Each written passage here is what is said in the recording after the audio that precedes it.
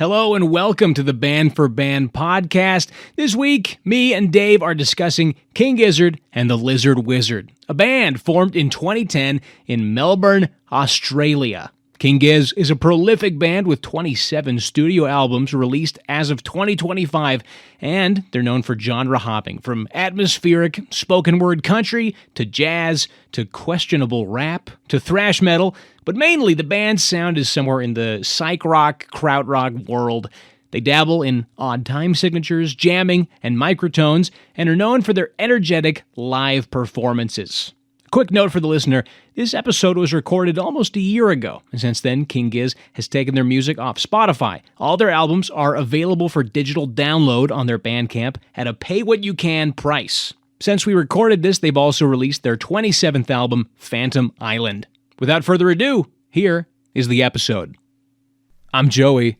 I'm Dave. We're both here in the studio, and we're playing with our fidget toys. Can you hear that? Yeah, my brother-in-law Carter made these little 3D printed fidget toys. It's like the ultimate ADHD autism toy. And it has like a little clicky button on one. Uh-huh. Wait. Awesome clicking sound. And then it has this one. It's a little gear that spins. I can't stop doing it. I've been addicted to doing it. Today, we're talking about my favorite band, King Gizzard and the Lizard Wizard. This will not be the last time we talk about them, almost certainly. And today's episode is going to be kind of informal, kind of casual, just a little chat. Just a little chat. So the reason why is, yeah, Dave, go ahead. I was going to say, it's, I've started to make the dive. And the dive has been very gradual for me. Joey has been assisting me, but I think only within the last month has the Gizz, if you will, clicked. Yeah. It made sense. I've been mocked by some in my friend group for, maybe not mocked, a little mocked for my fanhood of the band. Yeah. It's just because I was really into it, almost annoyingly so. I always talked about them. I always said, I love this band. You guys got to check these guys out. And I think it took me a while to get into them too, honestly, when I first heard them, because I don't know, something about them doesn't always, when you first hear it, it's not immediately obvious what they're doing. You want to know at the moment I realized I was a Gizzhead was? Huh. So about a week ago, I was raving about King Gizzard and the Lizard Wizard to one of my friends, and he was like, "Oh yeah, I've heard like some people are really into him. Like, send me a song." And I was like, I said to him, "Well, I can't just send you one song." Yeah. So I was like, what I'm going to do is I'm going to send you 10 songs, and each of them is going to be totally different. Yeah. And then let me know which one you like, and then I'll tell you, or just whichever song you like, just listen to that album. Right. Yeah. That'll point you in the right direction. Uh-huh.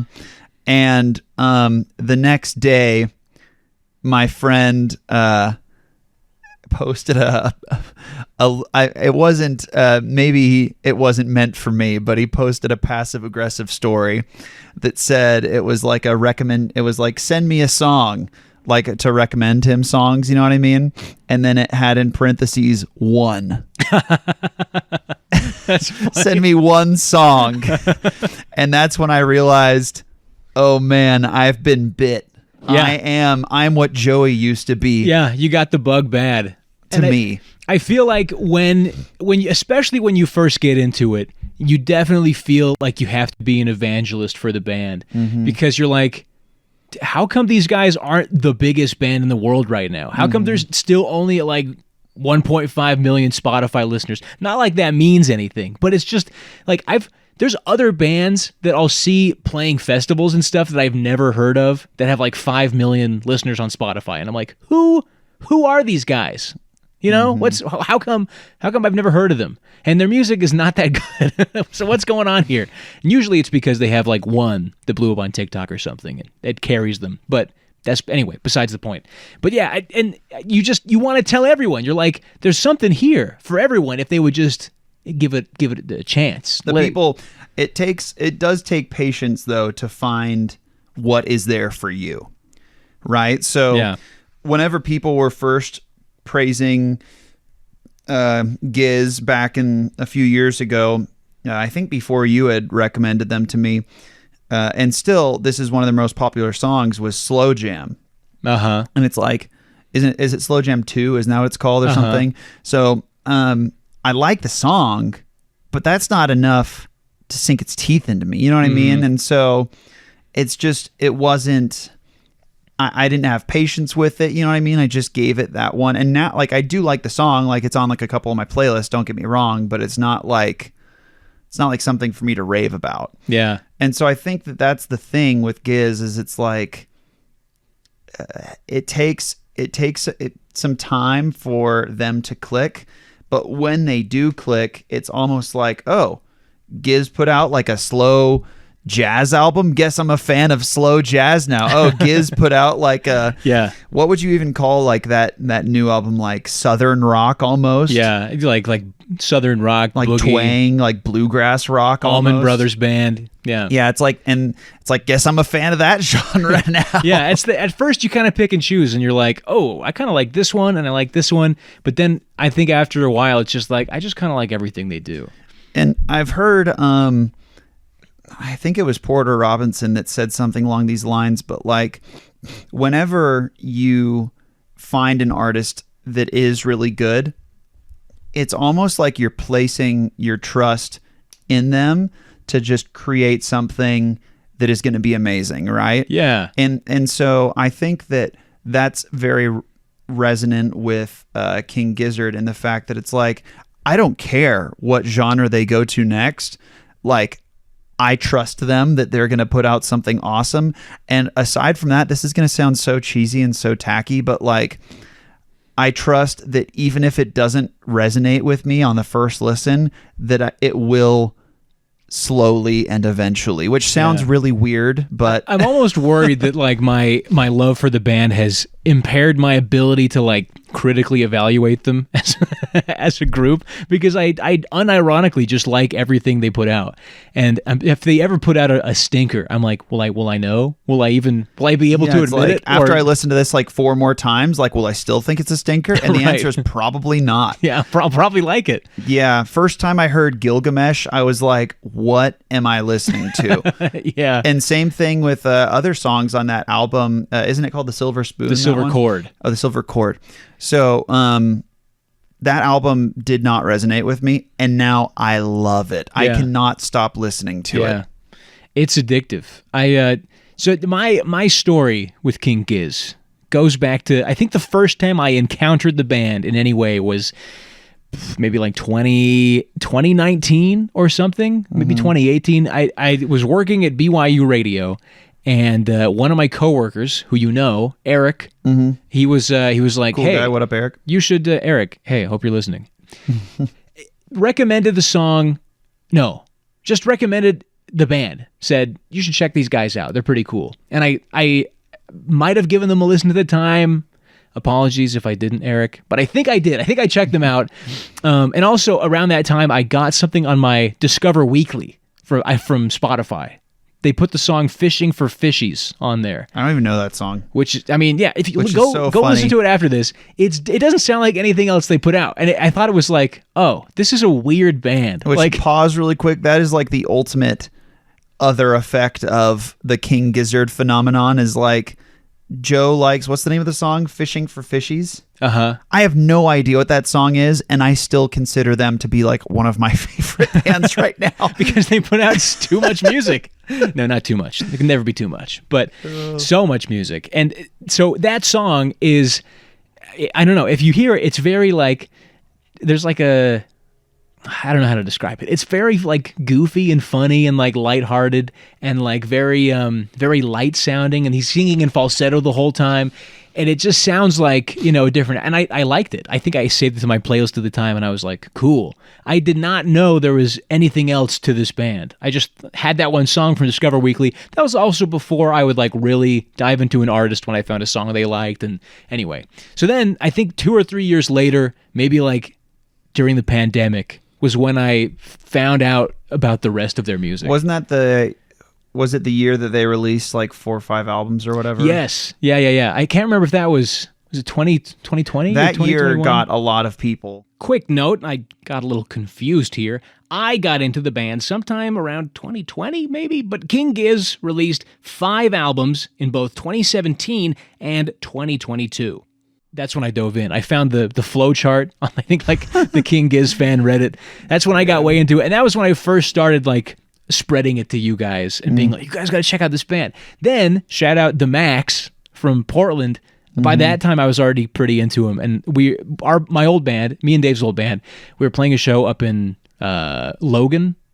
And the Max were there. Yes. And we were chatting, like, before the show, and they were just talking about music we liked. And that's when I realized that King Gizz was like a community too. That it was like a subculture. You know, people were into this band that weren't just me, and it was like they had a lot of fans. They're the modern day Grateful Dead. Yeah, yeah. Man, people might say that Goose is the modern day Grateful Dead. You but think? Yeah, I don't like Goose as much.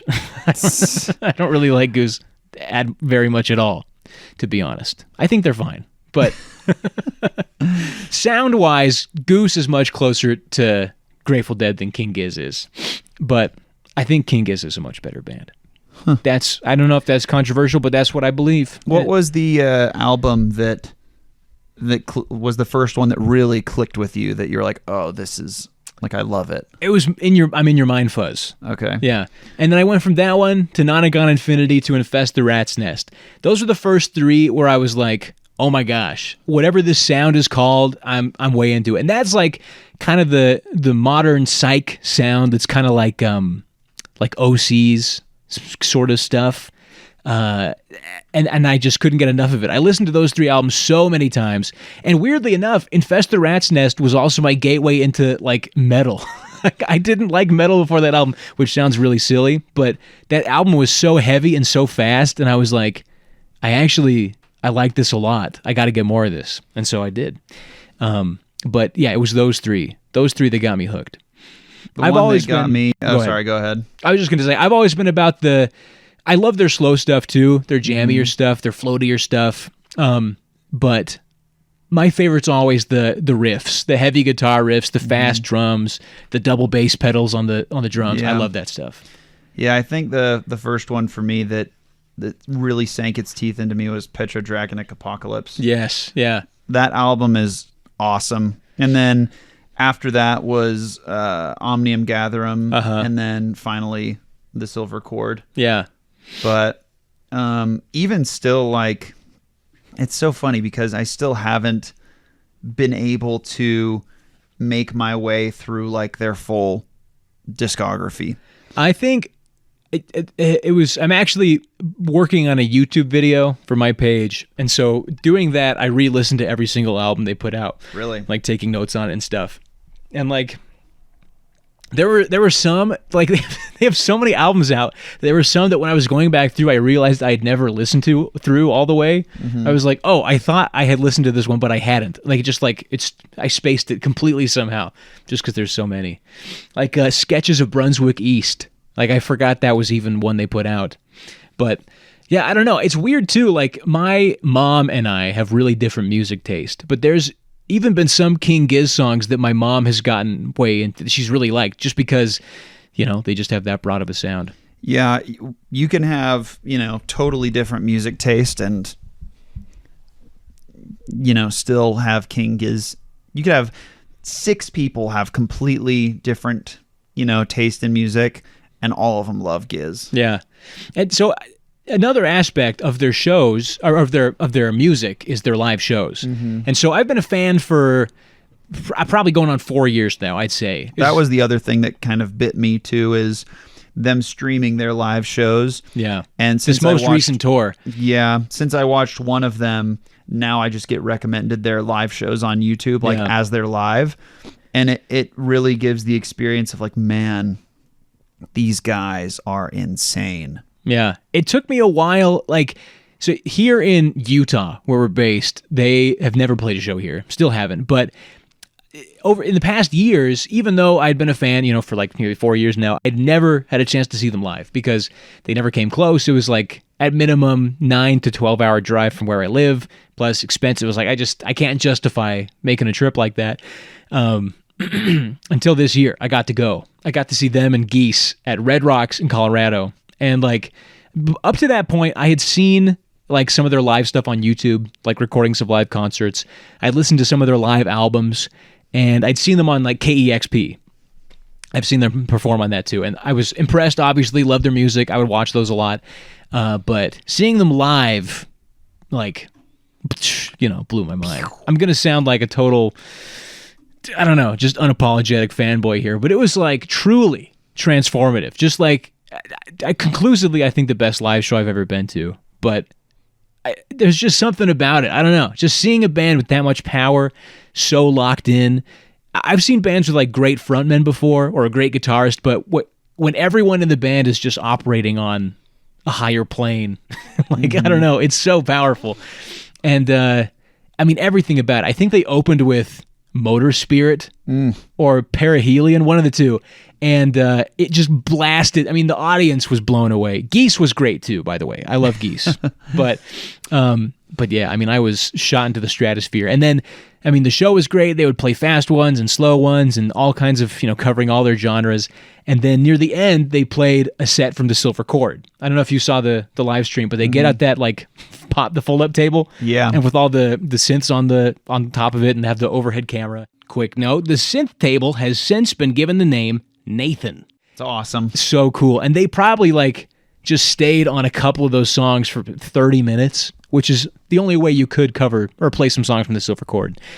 And I mean, it was so cool. That was honestly the Silver Chord I didn't like until the live show. Same with, I mean, it was like, I don't know if I like this genre. It's kind of a weird step for the band to make, but I'll probably like it eventually. And I do now, because there've only been a couple times where I've been, I would say, completely entranced by like live music, where I've actually been lost in the sauce. You've been in the flow. In the trance mode.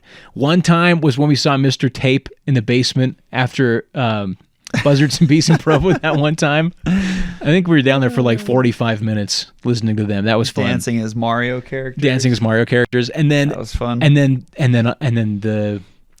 the King Gizzard Silver Chord set. I mean, you're just grooving. And it's just the loops and the repetition and the synth and the rise and fall and the flow, and you just feel it wash through you. And man, it was so cool. And then seeing everyone around you, I mean, Red Rocks is huge.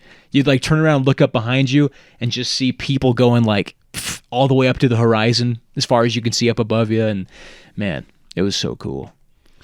Yeah, I got to see him live. We almost went to the show in Vegas. Right? Yeah. Missed that one though.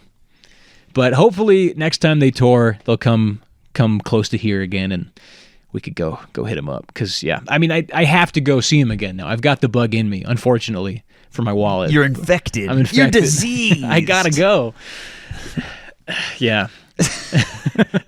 You need the cure. You need the injection. You need the solution. The solution. The substance. Yeah, I don't know. I don't know what I'm trying to say. Get this disease guy out of here. Put a quarantine on him. Someone get a mask on that guy. He's coughing. He's coughing and spreading his Gizz germs everywhere. Lock him in the cellar. Quarantine this fella up. All right, folks, it's time for this week's record giveaway. We're giving away a King Gizzard and the Lizard Wizard record on vinyl, and you get to choose from 4 options. If you want to win, go to our Instagram page at bandforbandpod, click the link in our bio, and fill out that form. This week's code word is Gizzard, all caps. That's Gizzard, Gizzard. If you win, you can pick between Infest the Rat's Nest, Float Along, Fill Your Lungs, Polygon Dwana Land, or Flying Microtonal Banana, 4 of my favorites. This contest is only valid for the first 48 hours after this episode goes live, so don't waste your time. We'll need your name, email, and the code word Gizzard, all caps. Best of luck. So, have you checked out their new album with the orchestra? I haven't actually. They've only released, I think, 1 song off of it so far. Phantom Island, right? Yes. Is the whole thing? Is that the next theme? I think so. I think it's. I don't know the theme, but they're playing with a live orchestra. Is all I know, which is going to be pretty cool. And an unexpected step. I'm always wondering, what are these crazy guys going to do next? What's the next step for the band? What new sound are they going to plunge into? And live recently, orchestra. My favorite member has been the guy that can do like the insane vocals. Ambi? Is that his name? Is he the one who's like...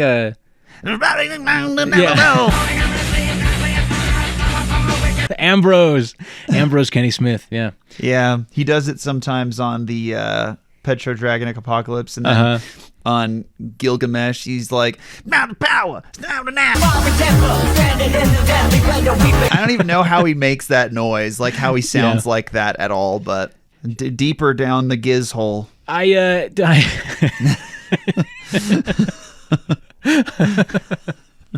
My favorite member of the band, I mean, I love them all, obviously, but during the show, when I saw him live, I couldn't stop watching Cavs, the drummer. Yeah, during the live shows, he's really impressed me. He's just an explosive force, man. I mean, everyone in the band is good, but he is insane. His head is like a calculator, because he's, I mean, counting out everything with all the time changes and polyrhythms the band is doing, watching him manage them all in his head. Well, I mean, you can see, it's like the meme of Zach Galifianakis with all like the equations floating around his head. I don't know, is that, if you know what I'm talking about? Yes. The famous GIF. Yes. Yeah. It's like GIF, crunchy. He's staring into space and like concentrating so hard while he's just like, yeah, thrashing. Do you think they have Mets going while they're playing, or do you like think in-ears? Yeah, I mean, I'm sure they have in-ears where they can hear each other, but do you think, like, because that's always one thing about like live performances, like when it comes to bands at least, is that the one thing that there's an illusion of is there is a metronome, that people are listening to, and I wonder if Gizz uses a metronome. They might, and I wouldn't think less of them if they did. Oh, for sure not. I'm all for it, but the thing that would be difficult that I'm thinking about, like coming from a musician perspective, is how do you prep that every single night when every single show is a different performance, and it's a different set list. And the other thing that I think would be difficult too is they have a lot of tempo changes within their songs when they're playing them live. They'll slow it down or play it faster, or play like a mashup of two songs, play one into the other. So I think it'd be hard to program. Not impossible, especially if you had a really, I mean, they got a big crew that follows them around the road. So I'm curious. Man, I bet the crew is like a whole experience too. Like touring with the band. Yeah. I'm curious about that. I've seen like behind the scenes pictures, and it looks like they bring maybe their families with them when they tour sometimes, like their kids maybe. I don't know, but do they like employ their family members too? Probably. Yeah, like they might. Crew members and stuff. It's cool. Another thing I was noticing during the live show is that like almost all of them are married to each other. They're family. They're a polycule. No, but like I think they're all married, and most of them are dads too. And quick note, this is none of my business, but it seems like most, if not all, of the band members have partners, several are married, and a few have kids.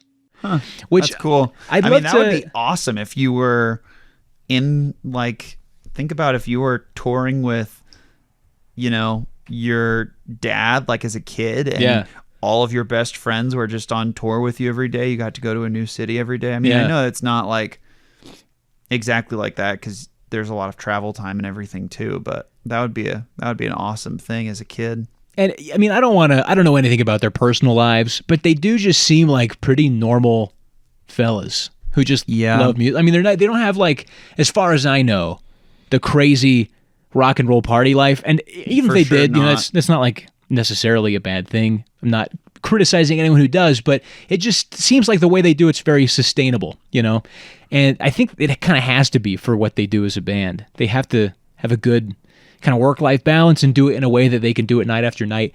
But they also don't have a crazy touring schedule either. This year was a little wilder because they had a lot of smaller shows in between, like the big multi-day marathon ones. But like last year, they only did, I don't know, they did maybe like 10 to 15 big festivals throughout the year, which is different from other artists who are like, every night they've got a big show somewhere in an arena. And which that's interesting to me, because when it comes to engagement, I feel like Gizz's fans have a really high engagement level. Mm-hmm.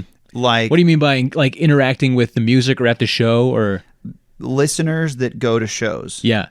So, because if you look at some of these people that are like, TikTok artists or whatever that have like one song that blows up, like their engagement, sure, like a lot of people have like heard the song and it's like on a lot of Spotify playlists, but you don't have, and even if they're playing massive shows, like they're not on the same level, Yeah. Like what was, we opened for Ty Verdes. Remember that?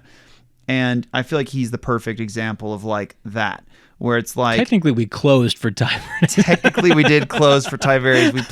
We show played ever. After him at 1 a.m. Worst show. It was so awesome. Worst show ever. Was it 1 or it was like 1:30? Yeah.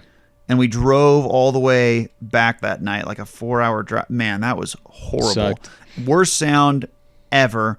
A different story. We'll talk about that another time, but man, what a time. But yeah, not a crazy crowd for an artist of his size, Yeah, and so it's interesting to me. Like if you look at Gizz's monthly listeners, it's not as high as you think it would be when you see how many people go to their concerts. Yeah. And not just, whenever I say engagement, not just listeners that go to concerts, but one step further, how many Gizz fans have been to multiple Gizz concerts? Oh yeah, a ton. And also you look at they have a very active fan community too online, because on social media, whenever King Gizz pops up, you get hundreds of comments like, yeah, love the Gizz, Gizzhead for life, that kind of thing.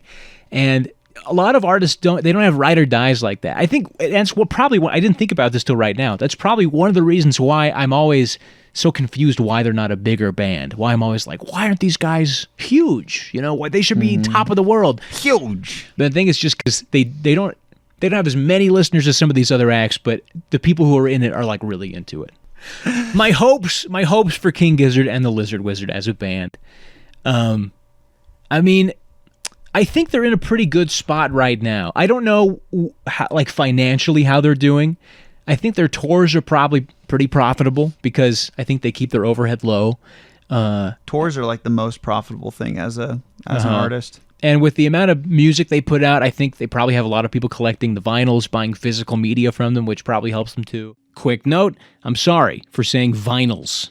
It will almost certainly happen again. You have some Gizz vinyls, right? I actually don't. Really? Yeah. I don't have any King Gizz vinyl. Excuse me, I just threw up everywhere. Yeah, sorry.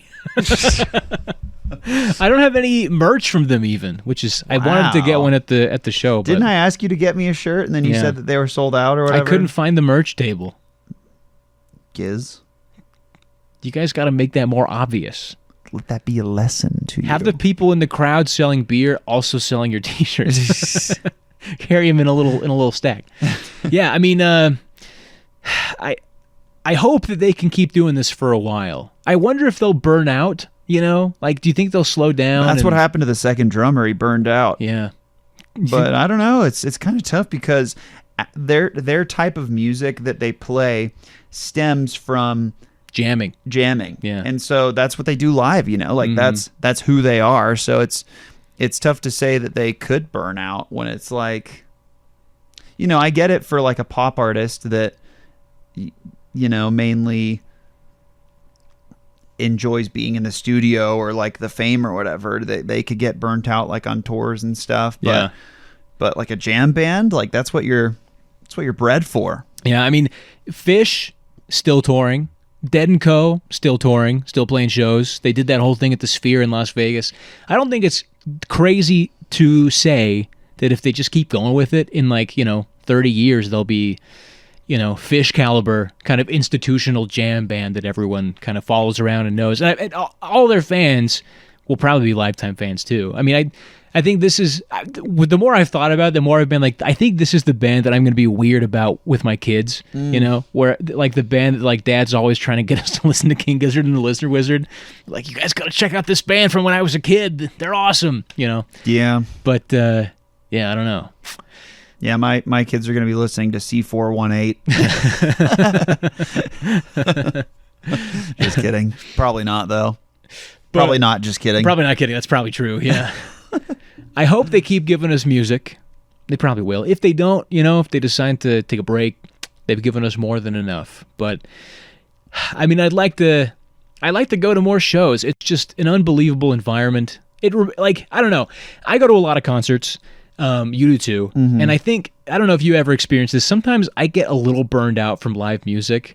Yeah. When I've been to a bunch of shows, I'm kind of like, oh. Especially whenever you go to a live show that it's a good time, but it doesn't fulfill something. Yeah, sometimes you go to a show and it's just like you're just listening to the album, but in a big room. You know what I mean? It doesn't feel like you're seeing a performance, which doesn't mean it has to be really theatrical or anything, but I like to see some musicianship. I like to see some connection with the crowd. I like to feel like you're kind of in on a secret with the performers. Yeah. Like, first time I saw, I'm not really a huge fan of like pretty much any of their new stuff, but first time I saw Laney, had an awesome experience. This was in, I want to say maybe 2017, early 2018. I had an awesome experience. Loved the whole show. It was amazing. Second time I saw them was maybe a year later, and it was just packed with like teenage girls like yelling all the words to like every song, and like hysterically yelling and crying because of how beautiful what's his face is, Paul Klein.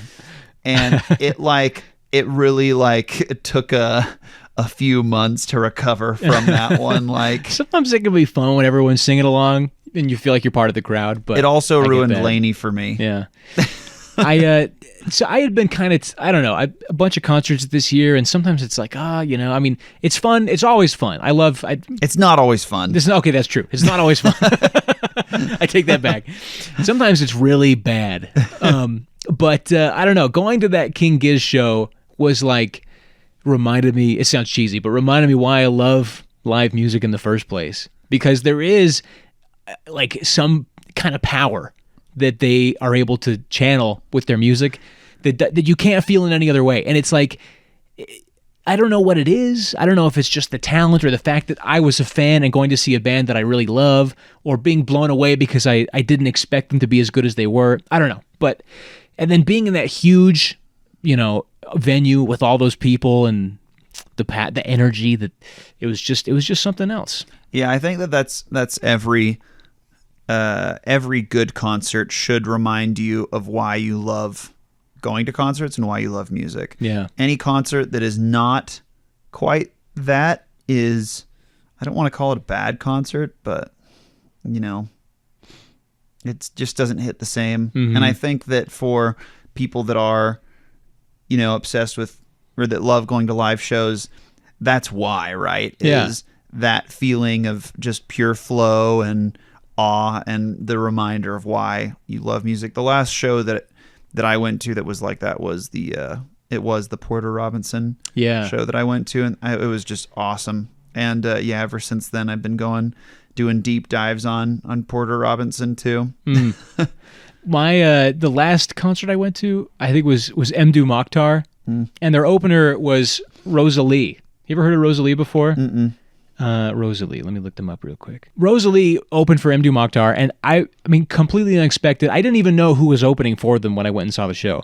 And I went in with zero expectations, and like Mdu Mokhtar was really great too, obviously. They are the highlight of the night, but I was so blown away by Rosalie because I think me and all the people around me had that thing where we're like, oh, like I had no idea what to expect coming in, seeing this person, but she and her band, so good, so talented, and it was just like so cool to see everyone be like pulled in by the music, and be like, oh, this is so cool. Like, I can't believe we get to all see this here together tonight.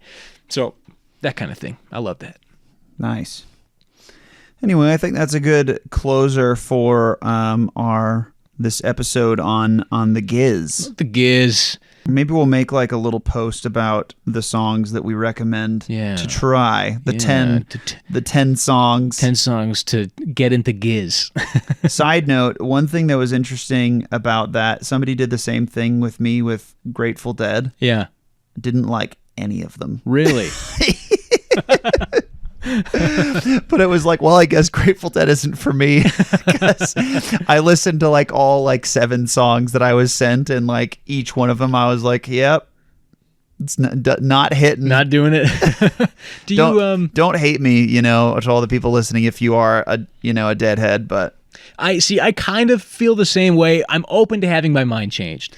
I'm open to having my mind changed. It just hasn't been changed. Yeah, I feel like I'm missing some component of getting them. that's how I feel every time I listen to them. And because the people talk about Grateful Dead the same way I'm talking about King Gizzard right now. And true. So I'm like, okay, that it can't be nothing, Mm-hmm. It can't just be that they're bad and they're just dumb. Maybe no. Yeah. No, but it's like there's got to be. Maybe we'll have to invite Austin back. Yeah. And he can try to convince us again. Yeah, we should. But if you have any Grateful Dead songs, send them our way. I do feel like they probably don't have as much diversity of sound as King Gizzard does. Yeah. For sure. They kind of do one genre, but again, maybe that's a hateful thing to say. Maybe that's not. You're a hateful man. Yeah, more like the Hateful Dead. Because they suck. Because they suck. So I don't believe that. I'm sorry. I'm backpedaling. Anyway, thanks for listening, y'all. Thanks. Catch you on the next one. Bye. Peace. Hey, thanks for listening. You can follow the podcast at Band for Band Pod. You can follow me, Joey, at Joey on the Air. And you can follow Dave at Super Pixel Dave. Thank you.